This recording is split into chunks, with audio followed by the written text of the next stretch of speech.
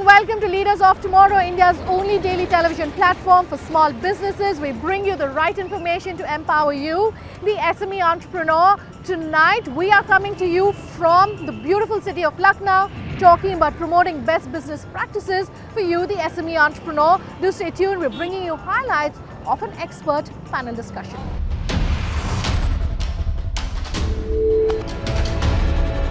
The economy of Lucknow has been growing by leap and bounds, no doubt. We've seen, for instance, Invest in Uttar Pradesh that's been doing really well in terms of at least the kind of attention that it's pulling in.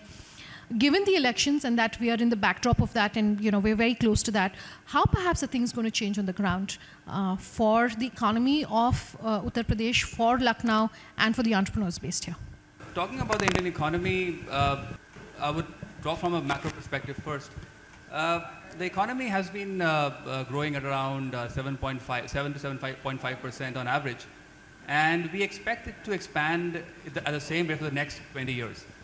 So, if you look at the economy of UP, then the economy of UP is actually growing faster than what the economy of India is growing in real terms. So, economy of UP has been growing at around 8% per annum. If you look at it from a nominal perspective, that means that is by adding inflation to it, then the GDP growth of UP comes to around 11%, 12%. The size of the GDP of UP state is about $260 odd billion, while the size of the economy of Lucknow is about $40 billion, and that's significant. So what I believe is that as the economy evolves further, the ecosystem of Lucknow would also evolve with the ecosystem of India, with the ecosystem of UP, and that would create tremendous opportunities for entrepreneurs, for people who are involved in businesses around the city and in the state. Okay, so you're saying that it's definitely growing, and some of the policies and incentives being announced by the present government, for instance, are definitely going to see an impact. But this question is open to all of you on this panel, and as entrepreneurs, I'm sure it's having an impact. What perhaps are the changes you're expecting to see? How have things maybe changed in the past 2-3 years? What are some of the biggest changes you're expecting as entrepreneurs, given the elections coming up? Basically, biggest change what I can feel is that we have high hopes from the existing government and the upcoming government. And especially for the SMEs, like they have started giving relief in different forms to the SMEs, like for GST, and there are a lot of relief for the small businesses, like from 20 lakhs they have increases to 40 lakhs, they need no registrations. So that kind of relief we are looking forward, and especially for the women entrepreneurs and social businesses, we have high hopes from the government, and because they are the upcoming startups, you can say, and women they are really coming forward in the business sector. So we have high hopes. See, there are two issues that we have in the startup space as it goes today. One is, of course, the taxation, and the second is control and ownership. There has to be a segregation of the two. As far as taxes are concerned, the present government have come up with lots of schemes, very good schemes, by waiving off income tax the first few years for startup companies, which is very encouraging. But most startups, at least the ones that you hear about are technology friendly, take much more time to break even. And so there is no tax liability as such in any case for those companies for the first 5 to 6 years. Yeah? So we would hope that the government eases off on GST as well as service tax for these companies, so that they actually get a fighting chance to grow. On the other side, the other point was as far as ownership and control is concerned. Now in India, unfortunately, the shares are, if you have a share of the company, you have the ownership of the company and you have control on the company. However, in every other country, there is a segregation. So a person can control, for example, Jack Ma controls Alibaba with only 8% equity. The way he does it is because he has also options to be able to control it. We need to have this segregation. Because without the segregation, all our startups that are there today, and especially the big ones, are not really Indian companies anymore. because they're all being bought out by, all different companies, and they have controlling say in the companies. So GST, two people on this panel have said that, and we've definitely seen good news coming in terms of the government really listening to what entrepreneurs are saying and bringing down the GST rates, at least on some sectors and for some sectors. Do you think that has definitely been a boost? Do you expect more perhaps on that? And this is for everyone on this panel. The impact of lowering the GST prices have been there for even the down section of the society. Everyone is getting that impact and is feeling the benefit of that. Small-time entrepreneurs and businesses have to pay upfront for all the GST amounts every month, and the refunds are processed after few months.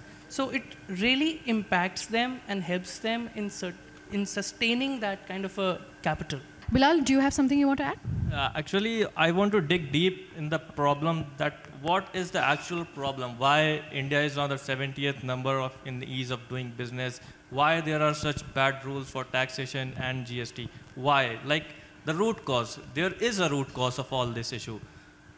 To put it in words, I would say that is the mindset of all of us. Who is the government? We are the government, right? People from us form the government. So government is not an alien structure or something. We are the government. What government is thinking is our thought, basically. So in order to curb this, remove all these issues and everything, what basically needs to be changed is our mindset. We were talking about funding. I think Karan raised the point of funding. And I want to talk about funding specifically with regards startups and tech startups. And let me come to you on this, Sure. Professor Sinha. And I want to talk about angel tax. The budget, for many years now, everyone has been looking at it very closely in terms of any commentary, in terms of the angel tax, whether any announcements will happen. I want to ask you on that, and Karan, maybe you can also respond on that. So I think angel tax is something which I would expect that it needs to be completely moved out.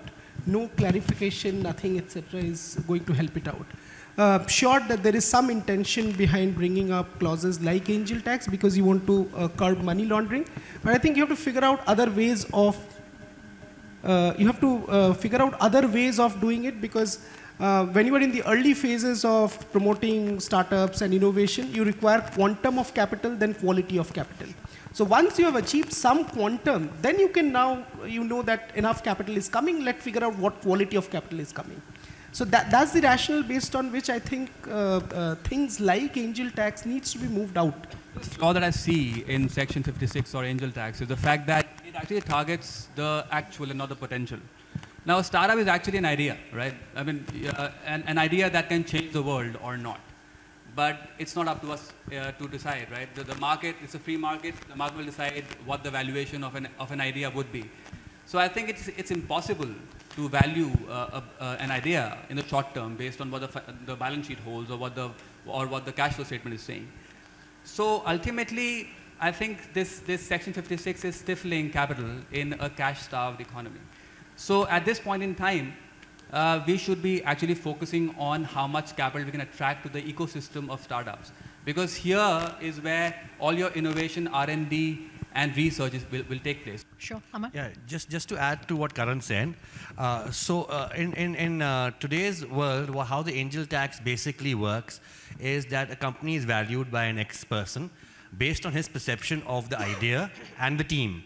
At angel stage, it is very important to evaluate the team and to see what kind of an idea it is and how big can it grow. Now that varies very different between two people. And so today what the rule says is that I may value a company at 100 rupees, and then that valuation has to be vetted by a government official who needs to give a fair market value. Now here we are talking about companies. Most companies at this stage haven't even started operations. So then the government official turns around and says, for example, in this example, he says, no, the company is valued at 50 rupees. So then I'm, as the company, liable to pay tax on the rest 50 rupees, 30% tax on the rest 50 rupees. So the investment that I was getting for 100 rupees, I would have to pay 15 rupees back as tax before I even started operations. And that's based on the perception of the third party vetting the thing. At that stage, my concern is I need that money I have a revenue projection, why I need that money. I have expense projections, why I need that money. In this case, I have to let go of that 15 rupees right up front before I even start. So this angel investment definitely needs to, angel tax definitely needs to be deferred and probably taxed in a different way later. All right, it's time for a quick break here on a panel discussion. Joining you from the city of Nawabs. Do stay tuned. Much more from an expert panel discussion on the other side.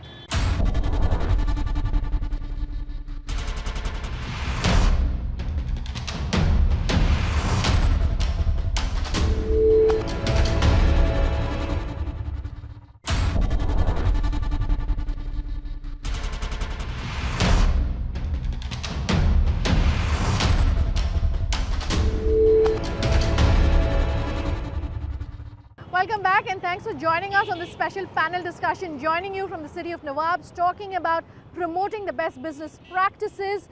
Do stay tuned, bringing you those expert highlights from a panel discussion.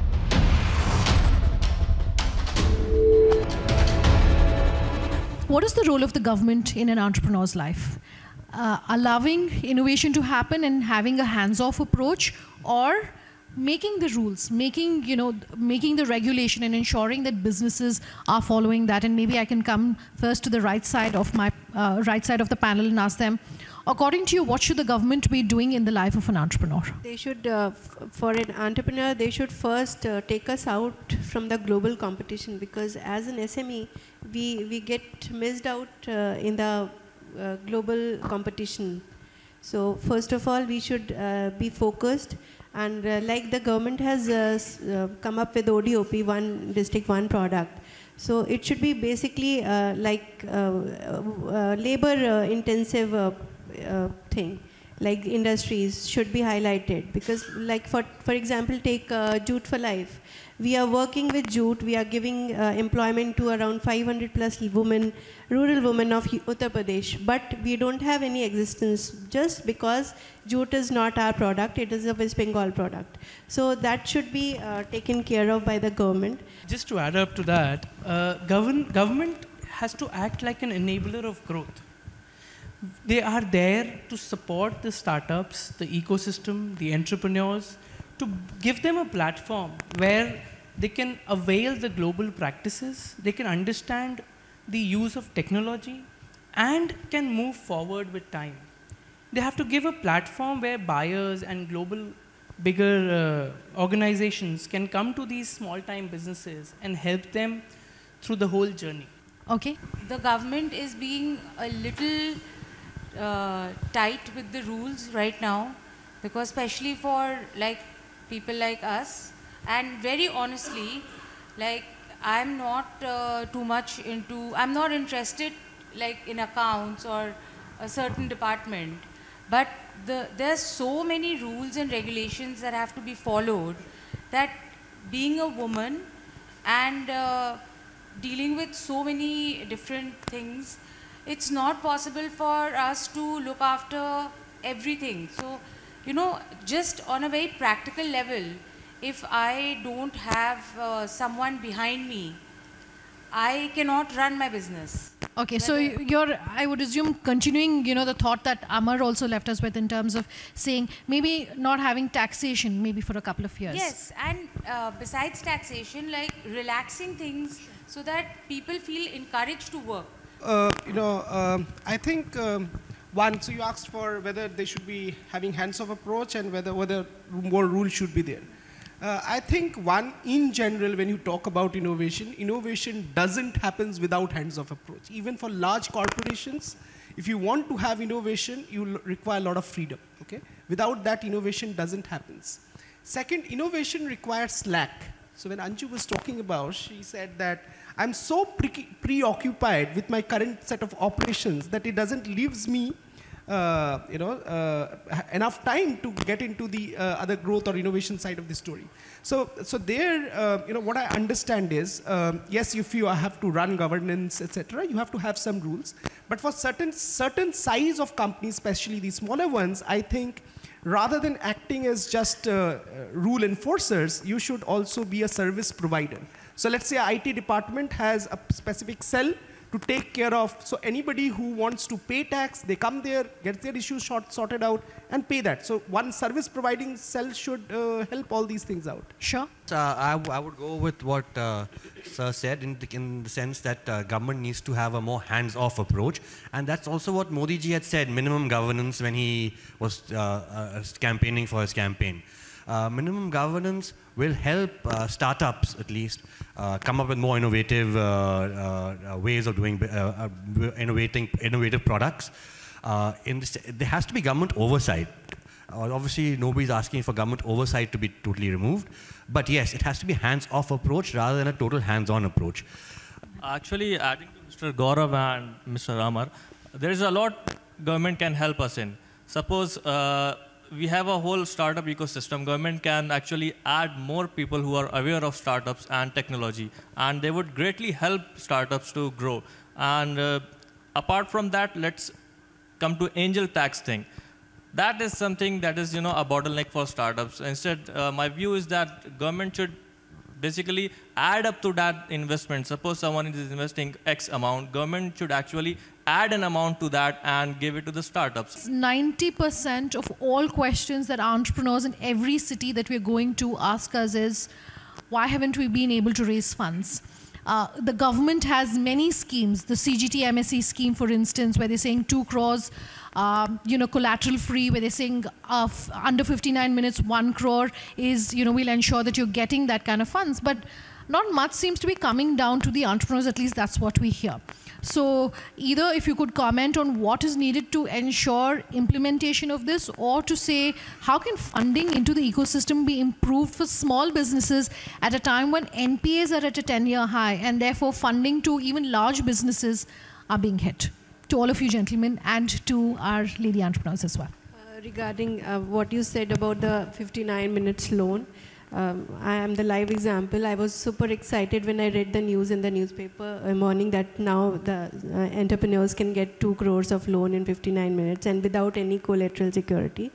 The same day I opened the net and I was about to apply it, and I found I found some difficulty, and I contacted the bank manager, and I got to know that all the rules and regulations which were earlier, it is still the same. It was only the announcement which was made, and no changes. The same collateral, same guarantees, everything was same.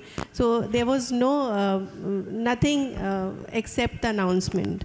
So that was a big setback. So that is the approval happens in 59 minutes, less than an hour, but the dispersal, of course, will take time. Sure. I believe that the government has been really hand-on over the startup reforms, and India lately has become the 3rd largest startup base as a global economy. And to add to the funding part, there are many schemes which are announced at the top. But then a more proactive role has to be played by the government functionaries and departments and banks who are at the lowest level. Role of these lowest functionaries who are actually at the front end facing these startups and entrepreneurs have to understand the requirement, the policies, and then to talk to these startups and provide them solutions. Okay, so you're saying the policies are there. Yes. It's perhaps about the implementation and also how the entrepreneurs should be approaching it. Go ahead. So one of the things that Bilal was talking about, mindset. So I think there is a need of reshaping the mindset of the middle managers of governance and the low-level implementers of governance. So probably that can bring about a little bit of speeding up the process of the intention behind the policies. Yes, banks are lending. NPAs are high, so banks' ability to lend is restricted. The government is trying to get the banks to lend more. However, because of the restrictions that they have, because of the NPAs, because of how much they can lend, there is a restriction there. We have to look at new sources of funding, like Sabyasachi also said. We have to see how else can we encourage people. Now the startup ecosystem is moving towards the tier 2 cities and cities like Lucknow, which are having everything, probably the infra, the cheaper setup cost and everything. So Lucknow as a city predominantly has everything today, international connectivity, infra, but the only thing which is lagging is the investor base. So if the government and the startup society and the ecosystem can invite the big players, the big investors like Sequoia or Tiger or anyone to set up offices in cities like Lucknow, I'm sure many more startups will start venturing out. Until now in UP, we have only just one investor, venture catalyst, and there is no other investor. So big investors should be invited to UP. So, to actually raise funds, you will have to get in touch with the investors across the country in any case. It's not city specific really. So if you want to raise funds, but Anjali did raise a pertinent point. A few entrepreneurs that we've spoken with in the past, based in places like, say, Raipur, Ranchi, etc., and based in Tier 3 and Tier 4, say that the minute they approach investors for funds, they take a look at where they're based. They don't look at, say, maybe the business model or the track record or the revenue model, and close up the access to funds. What would you have to say to maybe any entrepreneurs in this audience who may have faced it, or to our viewers who are not based in the metros, don't have access to, your Sequoia and a Tiger Capitals, for instance? What would you have to say to them about how to overcome that challenge? Yeah, it is obviously more difficult if you're based in a Tier 2 city to raise funds from the big funds that what Gaurav was talking about. Primarily because when you are based in the bigger city, the offices are very close to you, and you have an interaction on a daily basis. You're able to, they're able to see your team, they're able to evaluate your team, and see your idea and evaluate it properly. In a Tier 2 city, that is always a risk. So to start off with, of course, you can either raise money from people who are already here, who have different businesses and would look at investment as an option in Tier 2 cities. You can start with that and get other big startups to have their setups based here. Thank you to everyone who's been here on this panel. That's all we managed to pack in, but if you have any feedback for us, do remember we're traveling to 20 cities across the country, ensuring your thoughts and concerns are being brought to the forefront. Get in touch with us. leadersoftomorrow@timesgroup.com is our email ID. Write to me at Sunanda_J on Twitter, or LOT_ET Now, which is our official Twitter handle. Reach us on Leaders of Tomorrow on ET Now, which is our Facebook page. Thanks for watching. Have a good night. As per the new tri-tariff order, you now have the power to choose and pay only for the channels you love. To keep watching Leaders of Tomorrow on ET Now, call your cable or DTH operator and get the Times movies and news pack now.